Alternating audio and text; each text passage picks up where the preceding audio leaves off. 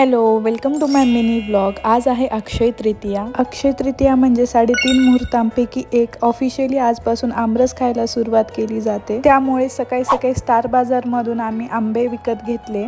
आज जेवणामध्ये मला बनवायचं होतं आमरस, चपाती आणि काजूची भाजी। आजच्या पूजेसाठी मला फुले देखील लागणार होते। आमच्या पार्किंगमध्ये खूप सारे फुलांचे झाडं आहेत, तर तिथूनच खूप सारे असे फुले मी तोडून घेतले। मग घरी येऊन लागले स्वयंपाकाच्या तयारीला। इकडे मी काजू मसाल्याची भाजी बनवून रेडी झाली होती।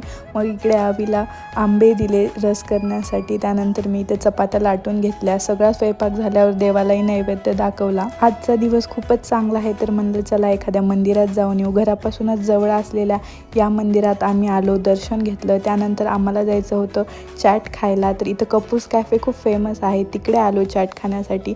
तिथे पावभाजी आणि चाट मागवली। That's it for today's video. भेटूया नेक्स्ट व्लॉगमध्ये। Subscribe to my channel.